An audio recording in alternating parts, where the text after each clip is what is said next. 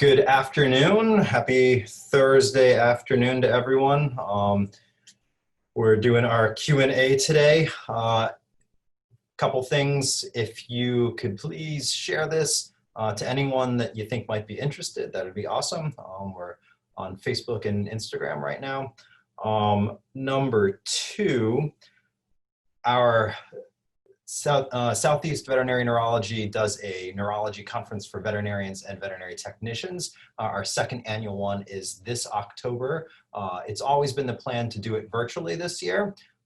So if you are interested in it, or if you are interested in it and want a chance to get a free registration, submit your email to Q&A, so the word A&D, at SEVneurology.com. So Q&A at SEVneurology.com with the subject line 7 Synapse 2020, and we'll get you all the information you need for there. Alrighty, well, I hope I'm doing it right. Last week we accidentally forgot to broadcast, so I hope that somebody is seeing this right now and that it's actually working. All right, well, let's get cooking on it. We will get. Here we are. Hello. Hi there, how are you, Beth? And there they go. Danger, danger, huh? I'll have to go in here. They hear your voice and that's it. Yeah, no, I get it. All right. I thought maybe that would work, but guess not. Is that 2 or 3 of them? Sounds like 3 of them. Yeah. Only one Dane though. Okay. Yeah, a couple of them sounded smaller. So I don't if there you go. I was gonna say get the video cooking. Awesome. So Beth, tell us where you're at, what your dog's name, age, and breed is, and what the symptoms are that are going on. Okay. Well, I'm from Winter Haven, Florida. Okay. We have a Great Dane. She is 5, almost 6. She'll be 6 in September. Since the age of at 2, she was given a Brevecto at the vet's office. They did they were doing a free thing, and 2 days later, she had a seizure. Okay. She'd never had a seizure before, never had any issues before. I'm talking grand mal, on the ground, unconscious, major seizure, probably about a minute. Okay. Of course, we went to the vet. They did a bunch of, lab tests and things. Didn't really identify anything and just said kind of wait and see what transpires. Okay. She did continue to have seizures. She probably had 4 or 5 a year. So I think total in her life, she's probably had 10 grand mal seizures. Okay. She hasn't had a seizure now in 2 years. They ran a test and identified that she was hypothyroid. And so we got her thyroid under control. They had originally started her on phenobarb at one point when she had a couple seizures closer together. So once we got the thyroid set, the doctor said, well, you can try her off the phenobarb and see what happens. So we weaned her off, and she hasn't had a seizure since. How long has she been off of the phenobarbital? More or less than the 2 years? More than the 2 years. Okay. So we were off phenobarbital and haven't had any seizures after stopping the phenobarbital. Correct. And, okay. And so then about 6 months ago, she started doing these like head tremors that she does. And she has progressively in the last 6 months lost coordination. She walks, the vet told me she called it hypermetria, if I'm saying that right. Hypermetria. Yeah. Her legs are way far out. She'll be walking on the same floor and all of a sudden she just falls down. And when she takes the steps, are they like really fast bursty steps, or are they kind of more long No, long she's very tentative in every one of her steps, almost like she's not sure if the floor is there. Like she's always looking down, and trying to, she's scared all the time. She's got high anxiety, fireworks and thunderstorms are horrible for her. Okay. At one point, I did forget to tell you, at one point, one of the vets told us that she has arthritis in her knees and her hips. She's a Dane. This was probably at the age of about 3. And so they prescribed gabapentin. She was taking 300 milligrams of gabapentin twice a day for pain. So anyway, we just refilled her prescription. She's been on that a couple of years. And does her tentativeness get better when she's on the gabapentin? No. It's been getting worse over the last 6 months. Okay. And that was with the gabapentin. Yeah, that she's just like scared of everything and steps almost like she's not sure if the floor is still there. So with regard to you had mentioned that she had head tremors, or do those still happen, and is that getting worse? They definitely still happen. And yeah, I would say there used to be like, they would only happen like when we got home from work and she's so excited and she would have this head tremor thing. Okay. Now, like when she eats from her bowl, do you see that? Or if you're offering her a toy or a treat? No, not usually when she's eating. It's more like when she sees us and she gets excited, or we're talking to her and she gets excited. So anyway, when I refilled the gabapentin the other day, well, about a month ago or 3 weeks ago now, I happened to read the insert that the pharmacy gives you with all the possible side effects and stuff. And one of the side effects could be loss of coordination. So my husband and I just decided, you know what, we're going to take her off everything and other than the thyroid and see what happens. So we weaned her down off that. We've actually taken her off dog food, and I'm feeding her chicken, sweet potatoes, carrots, just cooked stuff that we cook for her. And she did improve initially, I would say for about a week. I actually took her back to the vet to let them see, because I felt like, oh, wow, she's improved. And yeah, she got so excited at the vet, and she was doing the exact same thing again. She was doing the head tremors, she was the hypermetria, and so I mean, when I hear the word hypermetria, I'm picturing high stepping, so overstepping these really high bursty steps. Is that what you're seeing? Because then when you describe kind of being tentative, I'm picturing more short little steps. Right. What the vet described it to me as like a triangular. Her back legs must be 3.5 feet apart. Okay. And so she told me that it was more like a triangular thing. She doesn't really high step. She just looks like a giraffe, with her legs way far out. Mostly the back legs are way far out. The front legs are closer together. And are the front legs the one that are more tentative, or do you think they're, oh, okay. Yes. If we were in person, kind of the first thing we would do would be getting this sort of history, finding out what's going on, what the problem is, when did it start, is it getting better, worse, staying the same, what happens with medications, do we get better, worse, stay the same, are we painful?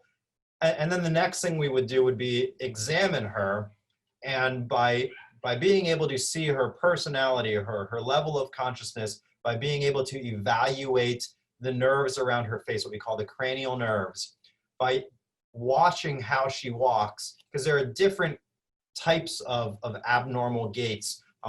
Again, when I hear hypermetria, to me that means high stepping, bursty, overreaching steps. Whereas when I hear things like wide in the pelvic limbs and more short and pitter-pattery in the thoracic limbs or the front limbs, that makes me think of something very different. The other thing that we check on examination is knowledge of where the feet are in space.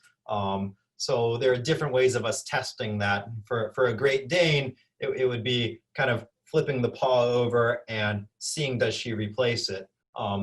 there are other ways for us to assess that in even big dogs, but small dogs, for us to say what their knowledge of where their feet are in space. And then we also get a sense in person of how painful they are, because what we're trying to do with that is say, is it a neurological problem, and where is the neurological problem? Because that tells us what the possible causes are based off of age, breed, symptoms, etc. And then that way we can tell you what the different directions we can go with regards to tests versus medicine, etc.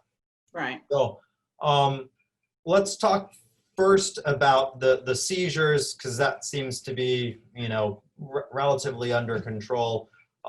Seizures in general, there are three main things that cause seizures: things outside of the brain, like low blood sugar, toxicities, liver problems, etc. We test for those with blood tests. The second main cause is something physically wrong inside of the brain, such as a brain tumor, stroke, meningitis, things that I think are really unlikely just because of they started when she was 2, it was right after the Bravecto, and it's been 2 years since she's had one. Just things like brain tumors and meningitis and stuff like that just wouldn't really follow that. So the third thing would be idiopathic epilepsy. Certainly a possibility, but if we've been 2 years seizure-free, yeah, I wouldn't put her back on phenobarbital. I'd keep an eye on things with regards to if she has more seizures, circle back around to doing tests versus going back on something like phenobarbital. Right. The second thing is this progressive abnormal gait over the last 6 months. And that would be something where either being evaluated by a neurologist, and there are neurologists in your area. Obviously, we're happy to see her in South Florida, but you've got people that are much closer to her than we are. Would be assessing, well, what does the gait look like? And again, I'm happy to look at a video that might give me a lot more information. The answer still might be, hey, you should see someone in person. When I hear things like head tremor, when I hear words like hypermetria, it makes me concerned about a problem affecting the balance system, specifically the cerebellum. The cerebellum is part of the back part of the brain, and its job is refining movements. So it doesn't necessarily initiate the movements, but it refines the movements so that we know the rate, range, and force. How far are we supposed to move our limb or whatever we're moving? How fast are we supposed to be moving it? And when it doesn't work, we kind of overshoot, and then we overcorrect, and then we overshoot, and then we overcorrect. And what we can see is a tremor, what we call an intention tremor. Many times, it's when the animal's more excited, but more frequently, it's when the dog's trying to do an advanced move or a controlled move. So that's why I was asking about eating out of a bowl, or if you hold a treat up, can she focus on it? So doesn't fit 100%, but still you've said enough things like tremor and hypermetria that warrant to talk about the cerebellum. The other symptoms that we see in a dog with a cerebellar problem, many times they can be wide-based, but it's usually all 4 limbs. They can have what we call a truncal sway, where when they stand there, their trunk sways, where they can look kind of drunk, or like, the wind's gonna blow them over.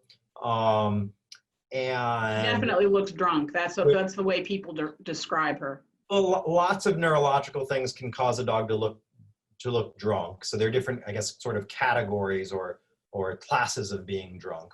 And then one of the other things is just the hypermetria, or high stepping. Sometimes we liken it to being like a toy soldier, where it's, these bursty movements of the limbs. So that's possible. Again, a video would help me lean this way versus the other direction, which we're going to talk about in a second.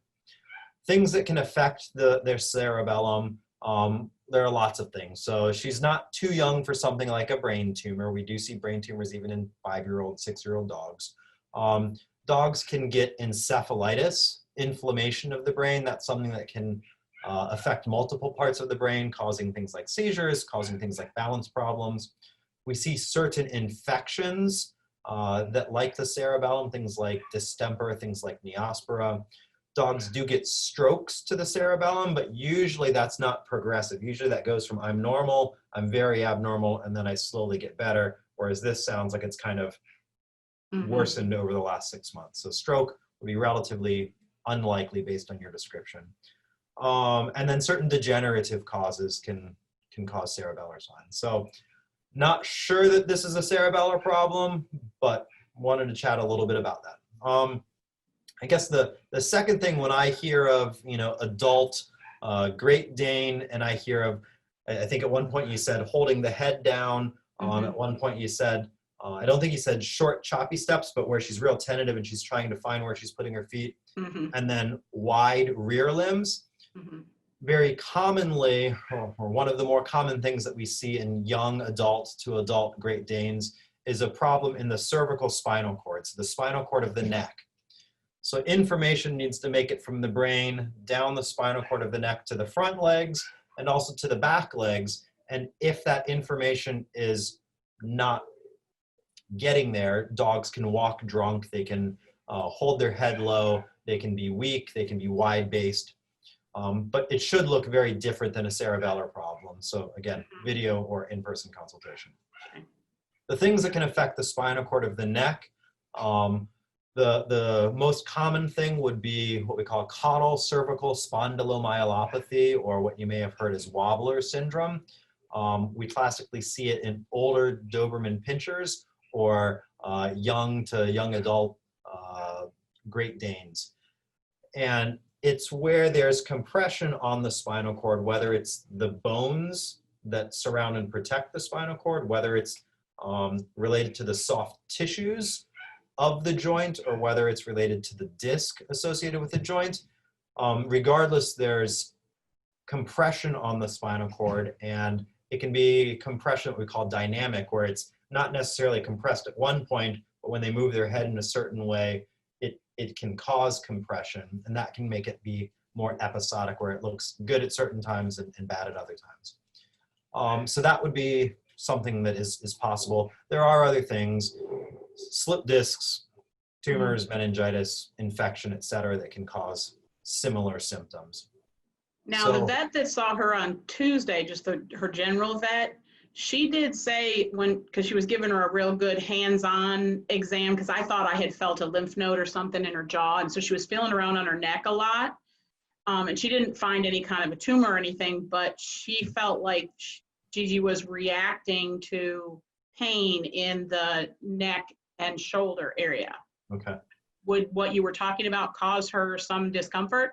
Yes. So wobblers or caudal cervical spondylomyelopathy can certainly cause pain. So I guess with regards to, do I think this is due to the gabapentin? Probably not. Just it's not the typical symptoms. Sure, gabapentin, any medication can cause side effects. Classically with gabapentin, we see, sleepiness, wobbliness, incoordination, but it shouldn't cause pain. It sounds like a lot of these things were there before the gabapentin anyway. So what I would suggest, easy thing, I'm happy to look at a video and can provide more advice of, hey, looks more cerebellar versus looks more cervical versus maybe it's neither of those. There is certainly value of being seen in person. Again, you said Winter Haven, so there's the University of Florida that's nearby. There are 2 or 3 neurologists in Maitland. There's one over in the Clearwater, Tampa area. So people that are closer than us, obviously, are Boynton Beach and soon to be Jupiter office. I should have mentioned that. Will be within sort of striking distance or driving distance for you, but right. So I think there's value in being evaluated by a neurologist. Yes. They'll better be able to say, does this look like a cerebellar problem, a neck problem, etc. And then based off of that, be able to more specifically tell you the possible causes and the different routes that you can take, whether it's doing tests, and by tests, we would mean an MRI of the brain or an MRI of the neck, depending on what symptoms we're seeing in person. And based off of that diagnosis, we would better be able to say, treatment, costs, prognosis, etc. Right. So I see your question here is, should you see a neurologist? Yes, I think there's value in seeing a neurologist. Other suggested tests, I think a lot of that depends on our anatomic localization. The tests for something that looks like a cerebellar problem will be different than the tests for Right. what looks to be a neck problem. So, is there a treatment for your say warblers or wobblers disease? yeah, so it depends on the type of wobblers. Is it more bony associated versus disc associated? Is it dynamic or not? From there, some of it becomes neurologist preference. Some neurologists do surgery for this condition. Some, will manage it more medically. For me, it depends on a lot of factors, patient factors. How severe are the symptoms? Are they getting better, worse, staying the same? The degree of pain, the ability to walk. Are there other conditions going on, like bad elbows, bad hips, bad knees, etc., that would make me more hesitant towards surgery? And then MRI factors. Sometimes we can see predictive factors on the MRI that say, hey, this dog will do better than that one. Is it one site versus multiple sites?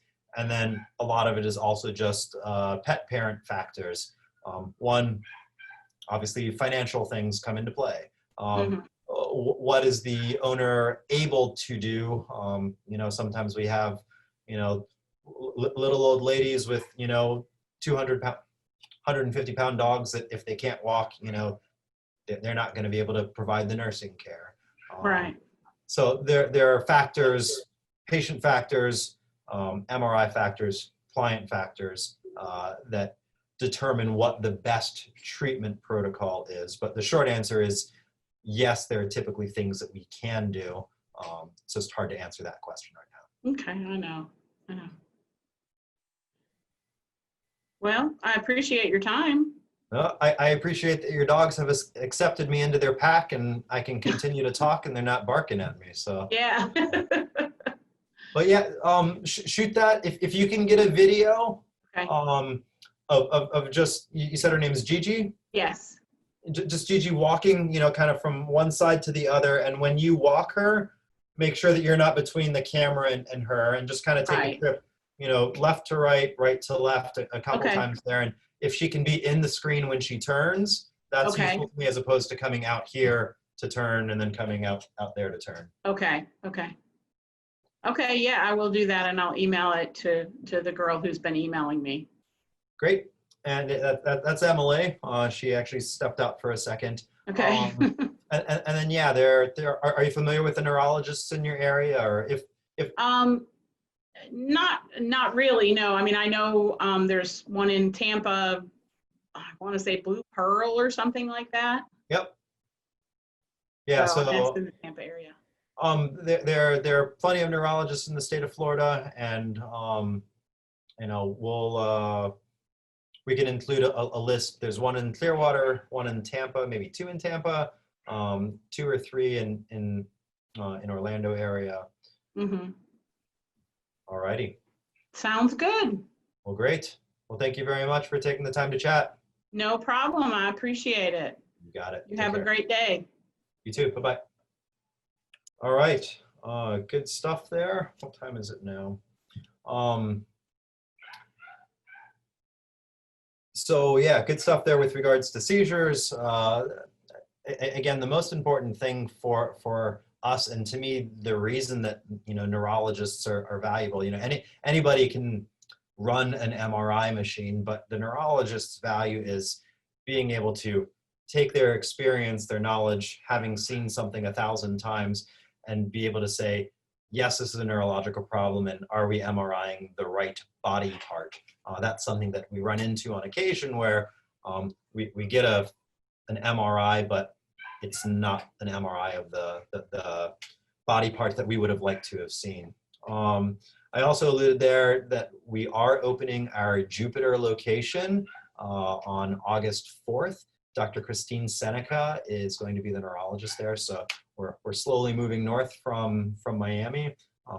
Most of you know that we have a Boynton Beach location and then the Miami location. So let's bring in Danelle. Hi, Danelle, can you hear me? I can hear you. Let me turn my video on. There we go. There you are. How are you? I'm fine. How are you? I am great. So I guess take a second to tell us, you know, where you're at, who your buddy is there, and what's going on with is it a he or a she? It's a he. Chewy. There we go. Okay, so this is Chewy. Chewy's 5 years old.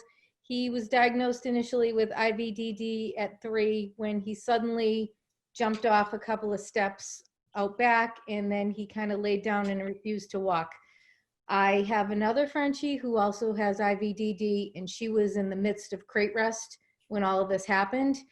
And so I assumed he just needed a little rest and some medication. And I crated him overnight. I had given him her gabapentin. The next morning, he was paralyzed.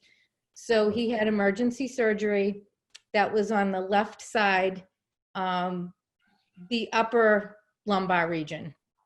So he came back, he was walking again.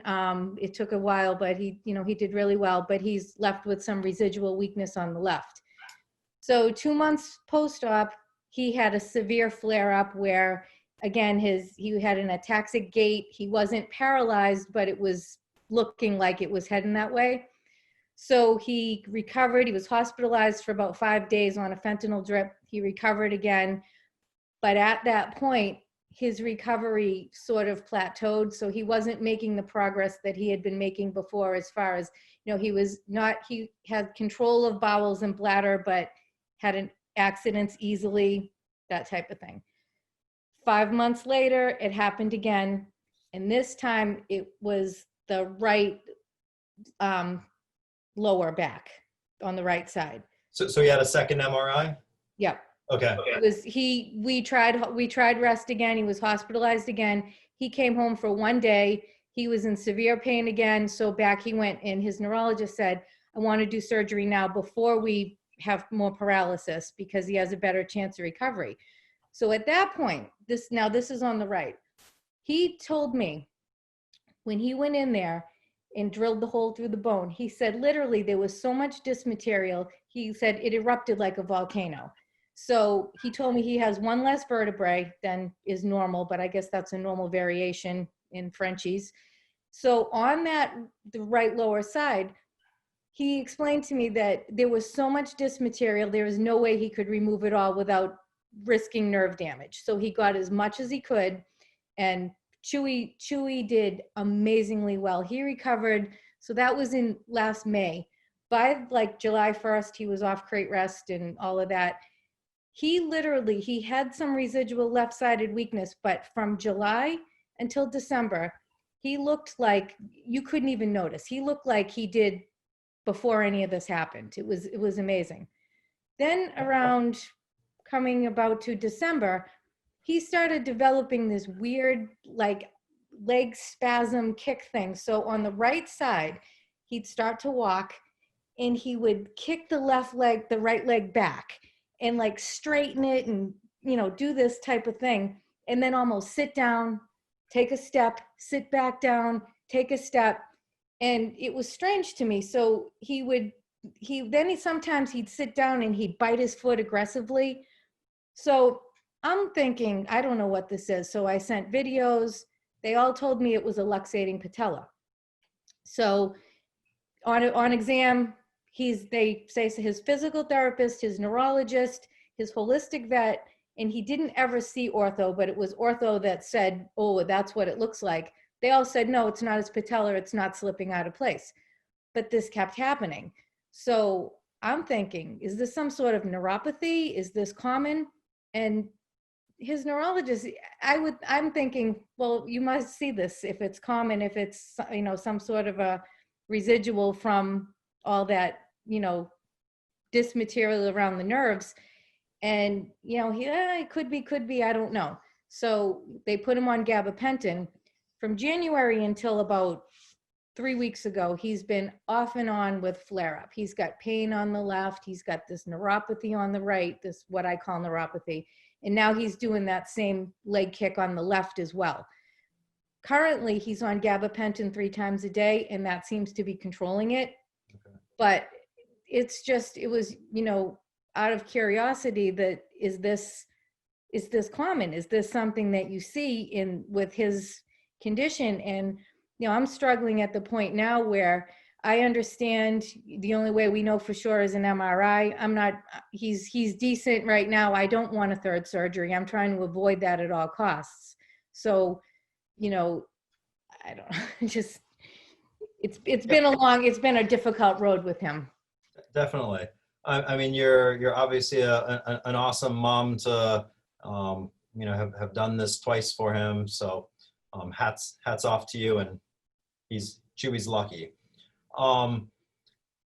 So with regards to, when I hear that sort of kicking back of the leg and, being mid-step, stopping, lifting up a leg, kicking it back, yeah, the first thing that I think of is a patellar luxation. So what a patellar luxation is, normally the kneecap sort of slides in a groove at the knee, and what happens is it can slide out of place, and it can slide out and slide back in. So that the classic thing, we see it in small breed dogs. They'll hold up the leg. It's usually not screamingly painful or anything like that, but they just kind of hold it up. Once it goes back in place, then they go back to normal. So common things happening commonly, that would be my first thought as well. I think in an effort to, not go looking for weird stuff, and in an effort to not be doing an MRI, I think it makes sense for an orthopedic surgeon to take a peek, just dot that last I and cross that last T. And if they say, yep, knee's solid, no patella luxation, I liken it to, I look at dogs that, have back problems day in and day out. There are things that maybe I can glean that someone else might not. I think same thing for the orthopedic surgeon. Just dot that I and cross that T. I guess one of the things that doesn't really fit with it being a patella luxation, when I start hearing things like chewing at the foot, that is something that more suggests maybe we've got an abnormal sensation affecting the nerve that supplies the limb and is causing the pain, and then also just kind of chewing at the feet.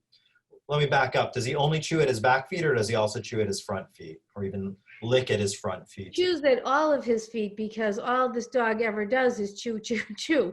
But when he's having that leg kick and he goes, it's the back foot. And another thing he does a lot is when he goes outside, and this usually happens first thing in the morning when he's first starting to move. Once he gets rolling, it's less common.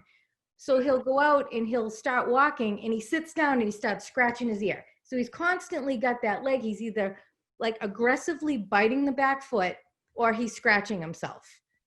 Okay. Where do you live again? Boston. Boston, okay. So again, along the idea of common things happening commonly, we just want to make sure that he's not just itchy for another reason, another skin problem. So, scratching at the ears, licking the paws, biting the toes. Again, before we start talking about, more scary things and MRIs, it makes sense to, again, dot that I and cross that T, that he doesn't have allergies, food allergies, flea allergies, et cetera, that are causing, contact allergy when he walks in the grass, that are causing him to be itchy and scratchy. So again, before I would perform an MRI, anesthetize him, spend, a couple $1,000, I would, in Miami, be most comfortable saying, hey, go see an orthopedic doctor to make sure that there is an orthopedic reason. Mm-hmm. Double down on, even if we're not seeing fleas, if we're not seeing itchy red skin, I would much rather go down that avenue first and it be unnecessary than me go down the avenue of MRIs and surgeries and things like that, and that be unnecessary. So let's pretend like we've made ourselves comfortable. Skin looks great. 4 dermatologists have looked at him and say you know, his skin's great, and 4 orthopedic surgeons have looked at him and say, you know, hey, his knees are great. Do we occasionally see dogs that can get abnormal sensations post intervertebral disc disease? And the answer is yes. I most often see that when the dog has been severely affected, meaning lose the ability to feel the legs or lost deep pain perception and has regained it. Those are the times where occasionally dogs will develop abnormal sensations in their feet, and they'll start licking their feet, chewing their feet, etc. It's uncommon for me if the dog, you know, was not more severely affected and just lost the ability to walk. With the idea of, is there still residual disc material from the second disc surgery? Usually I would expect that dog, if there was enough disc material to be causing irritation of the nerve roots that are causing chewing or, you know, aggressively kicking the leg back, I'd expect that dog to also be painful. So crying during that, or when you pick him up, he doesn't want to be held or anything like that. So those are the things that sort of lean me away from that. I guess the fact that we respond to gabapentin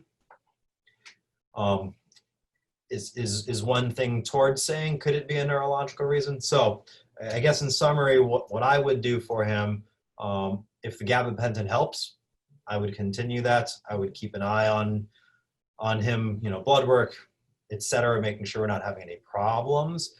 I would get those opinions from an orthopedic surgeon. You know, I would double down on looking at his skin. If those things are looked at and, you know, we treat those, but this is still happening, it becomes the call of, do we do an MRI to find out, is there a structural problem, either post-operatively or a new problem that's causing these abnormal sensations, versus do we say, hey, we can control it with gabapentin, he's doing fine that way, and do we just continue doing what we're doing? Mm-hmm. So not sure if that was the answer you were looking for. Sometimes the answer of, hey, I'm doing what someone else says to do is useful, but. Well, you know, the reason why I'd even posed the question to you in the first place was that I love my neurologist. He's wonderful.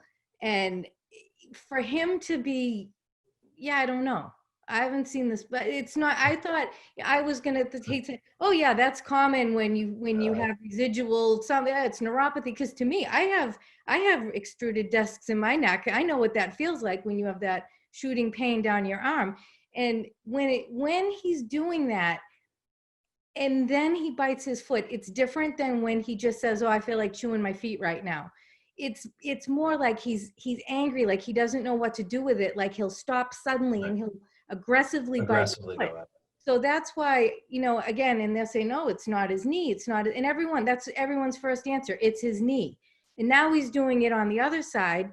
And yeah, the gabapentin is controlling it, but I'm saying, has anyone else seen this before? It's like, why is my dog the only one that does this? So that's, you know, it was more out of curiosity. Again, my other dog had IVDD in her neck. She had surgery. The first surgeries were a month apart. So I've seen a lot of different issues, good and bad. And, you know, I'm sort of experienced in it now, unfortunately. So it was just kind of, this seems to be a mystery. This issue with him. And yeah, it is controlled, but again, it was more out of curiosity and just to see what someone else, you know, a second opinion, essentially. Yeah, I mean, neurologists, we do see a lot of the weird stuff. I say I don't know at least 10 times a day, so I don't think it should be anything that raises concern for you. I guess with regards to you know, points to bring up here for, you know, other people that are watching, you know, the likelihood of recurrence is a common question that we get, and you've obviously experienced that. One, French bulldogs get recurrences a lot. The dog that I've seen that's had the most slip discs is a French bulldog. He's had 5 different discs.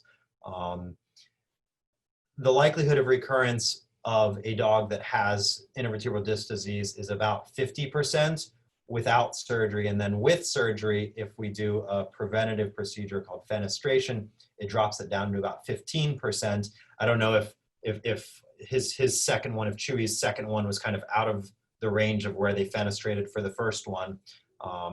But 15% chance even with surgery of having another problem at some point in their life.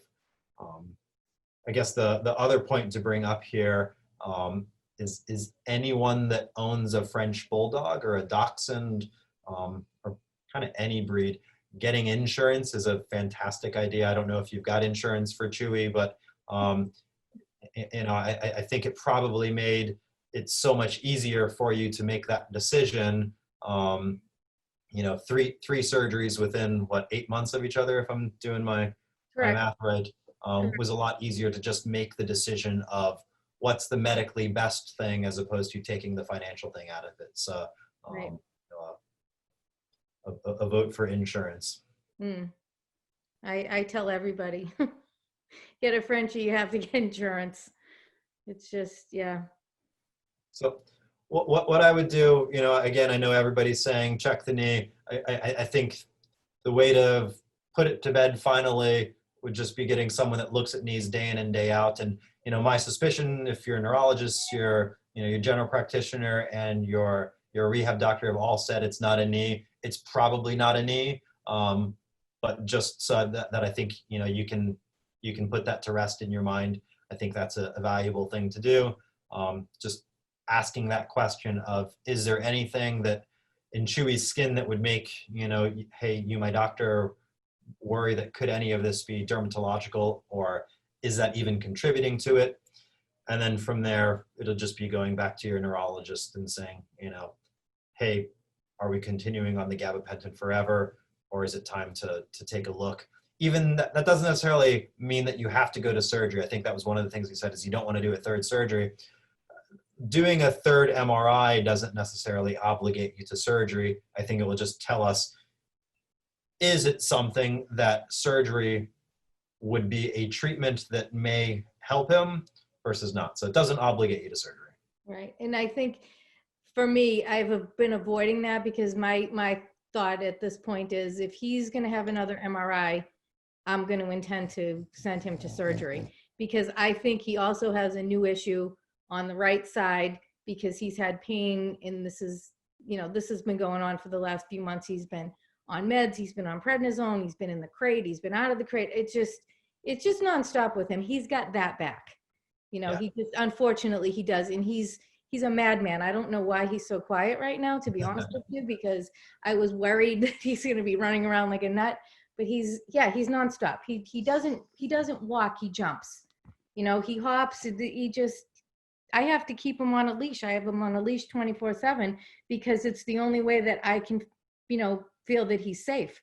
You know, he takes off on me. The next 2 seconds later, he's, you know, on the furniture, jumping on, jumping off. It's my house looks like a doggy daycare. I have ramps everywhere. I have to climb over ramps to sit on my couch, you know, to keep him safe, and her as well. It's a lifestyle change. So It hasn't been fun, but, you know, they're worth it. I was just going to say, but he's worth it. So Absolutely. all righty. Do you have any other questions? No, I don't. You've been very helpful. I appreciate your information. Got it. Take care. Thank you So much. Bye-bye. Well, Chewy was super duper handsome, and yeah, he was really mellow hanging out there. You know, sometimes it's tough. We see weird stuff as neurologists, and, you know, don't always have the answer. And so we've got a question in the comments from Anita. Is immune-mediated meningoencephalitis, is there an alternative drug besides steroids? So what immune-mediated meningoencephalitis means is, so the nervous system, the brain, the spinal cord, can get inflammation. And whenever I say the word meningitis to a pet parent, you know, kind of the first things that come to their mind are meningitis in people, you know, mosquito bites, infectious causes. So in dogs, the vast majority of dogs with inflammatory brain or inflammatory spinal cord disease, it's due to autoimmune disease. So the body's defenses lose the ability to say what's me and what's not me and mounts an attack against itself. Examples are things like lupus, things like rheumatoid arthritis. Those are examples of autoimmune diseases where the body attacks, or the body's defenses attack the body. So in dogs, meningitis encephalitis, meningoencephalitis, that is when the body defense systems, the immune system, attack the brain, spinal cord, or coverings of the brain and spinal cord. The cornerstone of treatment for years has always been steroids, high doses of steroids, such as prednisone. And prednisone at high doses suppresses that immune system. So we're not trying to make them immune compromised. We're kind of trying to take it from being too high back down into that normal range or normal range. So Anita's question is, are there other medications besides steroids? And the short answer is yes. There are lots of medications that we use either instead of steroids or in addition to steroids. The vast majority of times in my hands and in most of the neurologists that I've worked with, it's in conjunction, steroids plus a second immunosuppressant. At SEVN, we use predominantly Cytosar, and we give it either injectably as an infusion or injectably under the skin or a combination thereof. There are other medications. Kind of the second one that we use is something called atopica or cyclosporin. There are other medications, azathioprine, procarbazine, leflunomide, that have been reported. Just in my hands, my experience, I'd say 100% of my patients, 99.9% of my patients are on either steroids and Cytosar, steroids and atopica, or steroids and azathioprine. The vast minority are on azathioprine. Occasionally, and just reading between the lines on your question, alternatives, so instead of steroids, again, the vast majority of times I've got patients on both, but then there are just times that the potential side effects of being on prednisone for that particular dog, are they super sensitive to prednisone? Occasionally, I guess I should say rarely, I'll have a dog on just one of those secondary immunosuppressants. Why do we give secondary immunosuppressants? Prednisone has a lot of side effects, and while it works really, really well, long term, well, let's say in the short term, we're going to see things like drinking more, peeing more, panting more, increased appetite. But in the long term, it can cause more severe side effects, what we call a iatrogenic Cushing, so hair loss, redistribution of weight, a pot-bellied appearance. It can make dogs more likely or more prone to things like diabetes, more prone to things like strokes, etc. So we try and give as little steroid as possible, balancing that against the dog's response to the medication. So the good effects versus the bad effects. By adding a secondary medication, we can kind of get a 1 + 1 = 3 type effect. So we can limit the side effects of both the steroids and the second drug, but get a better outcome and better response. So dogs just tend to, in general, live a lot longer if we're able to treat them aggressively with a secondary immunosuppressant. So Heidi has a question here. How much activity should a dog have post-hemilaminectomy? Mine is 4 weeks post-op tomorrow. My vet has said room rest was fine at 2 weeks, was okay, just no running, jumping. I'm too nervous for this. She has been up walking to go to the bathroom and then in a playpen.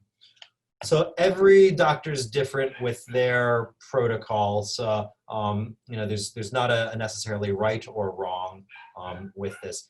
My protocol for a dog that I suspect a slip disc but have not done an MRI or done surgery, or I guess in the rare occasion where I do an MRI, find a mild slip disc and don't do surgery. So a dog that hasn't had surgery, typically I'll do 4 weeks of crate rest, 4 weeks of room rest, and 4 weeks of house rest. So during those 12 weeks, they're going outside on a leash and harness to do their business. just to go outside and then right back in. A dog that I've done surgery on and is doing well, my protocol is 2 weeks of crate rest. I usually see them back around that 2-week point to re-examine them and to take out their stitches. And as long as they're improving the way that they should, they graduate to having 2 weeks of room rest. I want to make sure I said that right.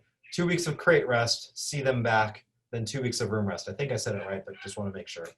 So right now we're on 2 weeks of room rest, still only going outside on a leash and harness to do our business. And then after those 2 weeks, so a total of 4 weeks, now we can have one level of the house, still only going outside on a leash and harness to do our business. So I'm going to say it one more time. Post-surgery, my protocol, 2 weeks of crate rest, see them back in around 2 weeks to take out their stitches, assuming they're doing well after those 2 weeks, 2 weeks of room rest, assuming they're doing well at 1 month post-surgery, 2 weeks of room rest, 2 weeks of house rest, and then gradual return to normal activity. Long term, I try and avoid things like jumping on and off the couch or running up and down stairs. Some of the other doctors here that I work with, they are, more 4 weeks of rest post-surgery. So it's neurologist dependent. So whoever did your dog's surgery, I would follow their recommendation. They have the luxury of seeing your pet and know how they're doing. So we've got a question here. I have a dachshund mix. I was thinking about doing some chiropractic on her by someone certified. What's your feedback? Is it bad for this breed? Would you recommend doing it or not? Purpose doing it to help with hip dysplasia and kidney issues. So I'll take the easier answer for me right now is pretty much for any dog with a back problem, we are not recommending chiropractic adjustments, etc. The discs of dogs are different than the discs of people, and I am more concerned that do chiropractic adjustments herniate more nucleus pulposus, and can they make these signs worse? So easy answer for dogs that we're recommending chiropractic adjustments for back problems or disc problems. Easy, hard, no. I guess I have a harder time answering the question in that I do not have experience as a dog chiropractor of how it would help with kidney issues or hip dysplasia. So I guess harder for me to answer that question of chiropractic adjustments for hip dysplasia and kidney issues. But for a back problem, we do not recommend chiropractic adjustments. Bear with me as I read this here. So, hi, so Sheena says, hi, I have a 2-year-old pug that had suspected otitis media, so a deep ear infection. He had a head tilt and a possible vestibular attack. The symptoms that we're showing were nystagmus and he couldn't walk. Antibiotics seem to work, but since then he drags his left front paw slightly. He also has weak back legs and a wide rear limb gait. His lower eyelids droop intermittently. Any ideas of what this may be? He's had 2 MRI scans which are clean, and he's seen 3 neurologists. We don't know what to try next. Okay, so I guess the fact that we've had 2 MRI scans, I'm going to assume MRI of the head, that should make things like otitis media interna less likely. Usually we would be able to see otitis media on an MRI. So I guess the question from here becomes, is this not otitis media, which sounds like it? Is it more idiopathic, which would be a normal MRI and a normal spinal tap, which you didn't say there. Feel free to put it in the comments and Emily can tell me. Occasionally we will see pugs or dogs that have recurrent attacks of vestibular disease, and we don't find anything on the MRI. So at a microscopic level, the fluid in the inner ear or the the receptors in the inner ear. You know, is there a microscopic abnormality there that we're not able to see on the MRI? I guess the thing that worries me the most would be, you know, dragging the left front paw slightly. When I hear that and I hear things like being off balance, that makes me worry about, again, pretending that we haven't done an MRI already, that makes me worry more about things like intracranial extension of otitis media interna. It makes me more worried about meningitis or encephalitis. Again, the fact that you've had 2 MRIs, which were normal, and you've seen 3 neurologists, to me, the information you're giving makes it less likely. If a spinal tap hasn't been done, that would be something to consider. I suspect it's been done by at least one of your 3 neurologists. So tough for me to, you know, it's a tough case when you've had 2 MRIs and seen 3 neurologists for me to have an easy answer for you without more information. So, and then the last question that we'll do here, unless there are more in there, is from Madison. She has an 8-year-old boxer that was diagnosed with intervertebral disc disease yesterday. Doc says she can't opt for surgery for a few reasons. She's on bed rest and steroids, as well as supplements. If this fails, acupuncture and/or laser therapy. Question, what supplements do you use? Vet recommended VetraScience, so that's already ordered. She is walking, eating, and drinking normal, and for that I am beyond grateful. Can this suddenly go south? Can I take her for long walks or just potty breaks? Can she deteriorate? Right now, I'm going back and forth on what to do. She's an 8-year-old boxer that can't opt for surgery for a few reasons. I feel that I could pay for her to see specialists that provide things like hydrotherapy, laser therapy, acupuncture, etc. But in the end, she will never be able to do the things she loved to do, play ball, agility, play with her brother's scouts, even if she recovers. Should I keep her as comfortable as possible until it's time? Should I invest in some therapy for her? Fantastic questions and important questions and common questions. I guess the first question I would ask you is, how was she diagnosed with intervertebral disc disease? It sounds like we were diagnosed via symptoms. I would be interested to know what those symptoms are and what the onset of those symptoms were. Meaning, was it sudden in onset? Was she completely unable to walk, or is she just wobbly in her rear limbs? Did it come on suddenly from 1 minute to the next, or has it been more slow in onset? Has it gotten better over time, or has it gotten worse over time? And I know it just happened, you know, or was just diagnosed yesterday. So, but if you were to say she was diagnosed yesterday, but symptoms started 6 months ago, I would have a very different thought process than she was normal yesterday. She cried out, couldn't walk in her rear limbs, and I went to my vet and they diagnosed intervertebral disc disease. What are the other things that can cause the exact same symptoms or very similar symptoms of intervertebral disc disease? There are other things, and sorry, I'm assuming, and I think I saw your Madison's video yesterday, and it looked like the boxer was able to walk but was weak in just the rear limbs. So that's kind of the picture that I have in my mind. What are the other things that can cause a dog to be weak and wobbly in the rear limbs, especially in an 8-year-old boxer? There are a couple different things that we think of. We think of things like degenerative myelopathy. We classically see that in older German shepherds, but we do see it very frequently in boxers. So if you tell me that, you know, your dog's been showing symptoms for, you know, months versus it just came on suddenly yesterday, degenerative myelopathy would be very high on my list of concerns. If you told me she was normal yesterday, stopped walking yesterday, degenerative myelopathy is not on my list of concerns. The second thing that we would think of would be something like a tumor. Boxers do get tumors of the back or of the spinal cord or the surrounding structures.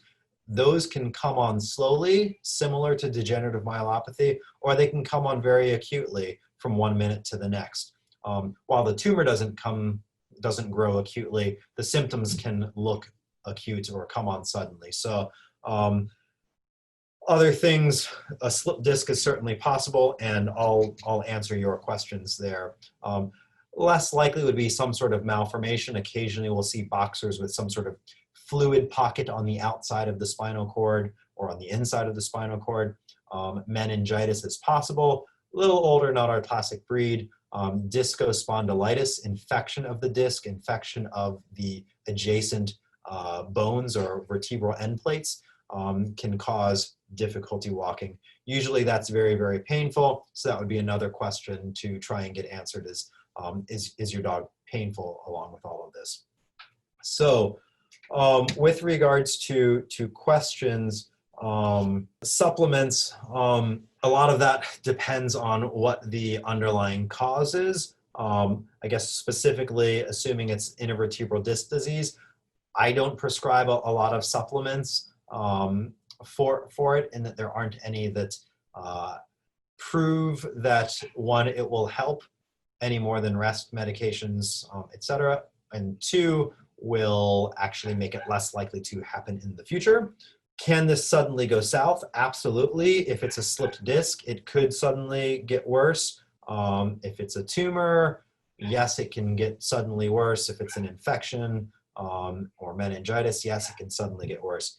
If it's degenerative myelopathy, that will get worse over time, but it wouldn't be something where she goes one day to the next of getting worse. Can I take her for long walks or just potty breaks? Right now, with the information that I have, and just because intervertebral disc disease still needs to be on our worry list, yes, we should err on the side of being more cautious and more restrictive in activity. If you told me it was something that, again, sounds more like degenerative myelopathy, it's been going on for months, I'd be more inclined to not have to strictly rest her. Or if we had a diagnosis, that would be something that would make me more inclined to let her live her life and be able to go on walks, etc. So should I keep her as comfortable as possible until it's time? I think that depends on your reason for not pursuing tests. You know, if it's anesthetic reasons, if it's financial reasons, if it's personal reasons, you know, we get all of that. If it's simply because I don't want to do surgery, I still think in your dog's case, where intervertebral disc isn't necessarily the most likely thing just based off of age and breed, I do think that there's value in a consultation with a neurologist and potentially even an MRI to find out the cause so that we can better say, well, answer all of your questions of, will this get worse? Can I take her on walks? What should I be doing for her? Will physical therapy, laser, acupuncture, etc. help? If it's possible, if there's a neurologist in your area, absolutely, I think there's value in that. I guess I'd be interested to know why an MRI. So I know you said the doc says she can't opt for surgery, but before getting to surgery, the step would be evaluation and finding out the underlying cause. So doing an MRI does not necessarily obligate you to doing surgery.